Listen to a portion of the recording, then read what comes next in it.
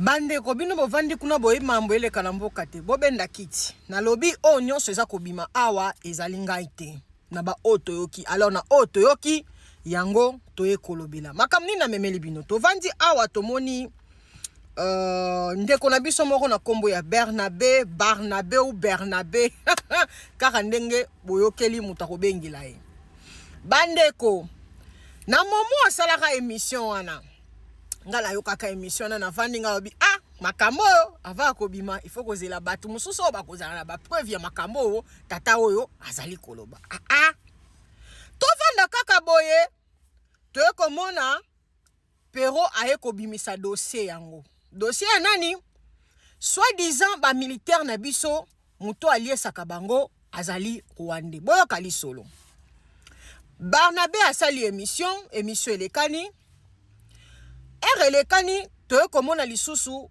pero aye na lisolo wana alobi akofongola teke parce que ndenge nini Jean-Pierre Mbemba po balobi biso ba congolais to Vital Kamerhe mutu azalaki mutaliboso ya ko fréquenter ba rebelle to Joseph Kabila aza rebelle siko Barnabé alobi soki pe Barnabé alobi bino bozali kobenga batu nyonso ba Rwandais même mutaliboso ko signer ba accord na ba Rwandais pe Mbemba sana kati te biso tolobi nani igwe o ka biso nyonso toyebi o igwe o kaka moko ko pesa contrat na Rwandais bandeko.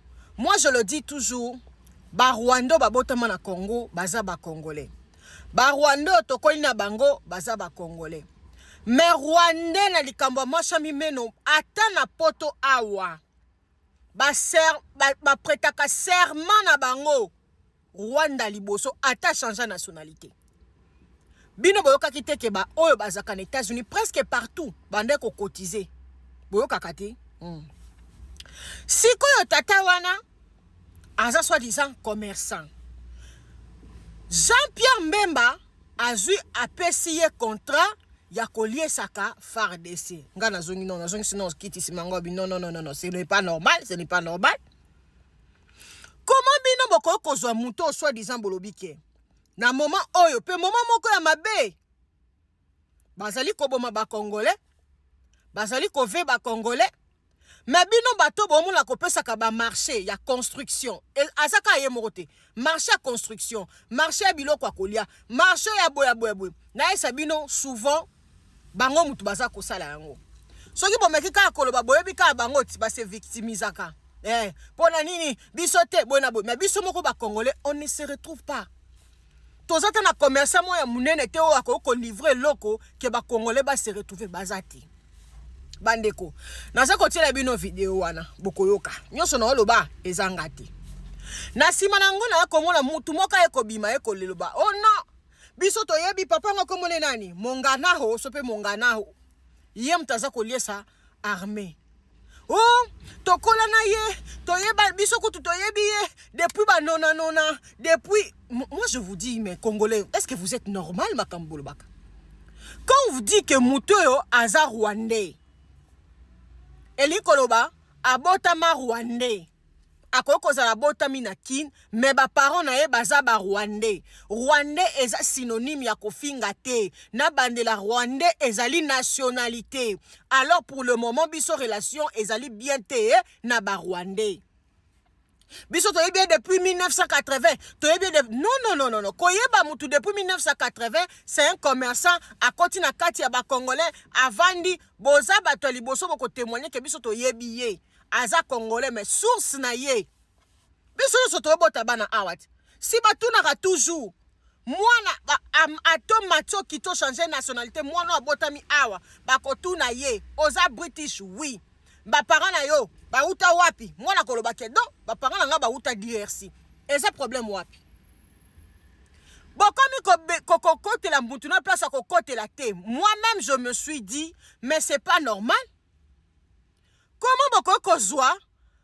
biloko oyo bozoli sa FARDC bazobundisa batu ya ngambu wana bosomba ngo pa un fournisseur rwandais azala kolina biso te azala bomesani te mais non ça ne se fait pas depuis mon colonel Koko Mona un chinois azali kofournir biloko kolia na armée ya États-Unis d'Amérique. Depuis quand? Bandeko, quand même, il faut bozala batu. Alors tokoloba pe mingi bino bat bolinga kosala ka kozwaka okomi ministre okomi soki pe nani soko moni baye ko président s'est proposé OK au monde bozala kana ba bobenga ngoni comment on appelle ça ozana projet olingo sala baye ko proposer à partir à présidence ba biso tala muto yo pe to yebi asala ka bien muto tala pardon tika na yo ndeko tika na yo ndeko sala nini luka yo moko na ndenge na yo benga tia batu appel wana ke toza ko luka boyeboy to nito sala musala boy oya kokoya na piège lokola ya Constant Mutamba te. Moi je vous dis ozana projet na yo moko bengisa batu na yo na ndenge na yo ba proposer oblenga na présidence ba proposer kinga boy pardon bandeko la biso boza au travailler na gouvernement. Mais ce n'est pas normal.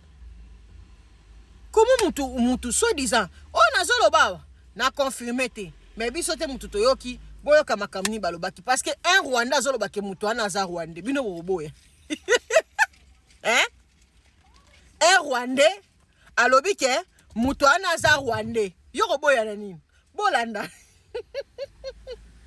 Il attaque le Rwanda. Je vous ai diffusé ici l'interview ya Barnabé Milinganyo Azolo Sabino Bolandaï. Je vous réchauffe, je vous dis deux choses et puis tous les dans la société. Celui qui fréquente les rebelles, c'est Jean-Pierre Bemba. Oh, c'est pas Vital Kamerhe.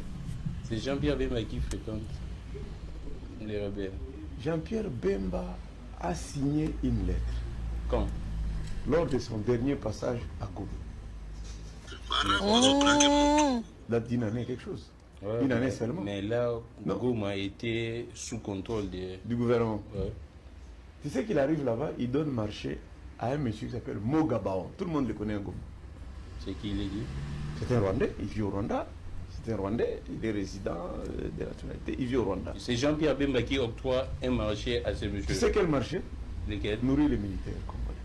Oh non. Maintenant, une année après, les gars là, il vient ici à Kinshasa. Le Rwandais là? Oh. Il vient ici à Kinshasa. Nazo Sengana Fondi, le procureur doit aller voir cette affaire. Donc Bemba, Apesi donne, octroie un marché à un Rwandais pour nourrir les militaires. Mais là c'est grave, non? Maintenant les gars là arrivent ici, je ne sais pas par quelle manigance, un courrier tombe de la présidence. Il faut vérifier tout ça. Allons-y. Il y a eu une réunion au ministère de la Défense. En fait, tu sais, le président avait dit que... Donc là, à l'époque, Bemba était VPM en charge de la défense. Il octroie le marché ouais. à ces petits Rwandais là.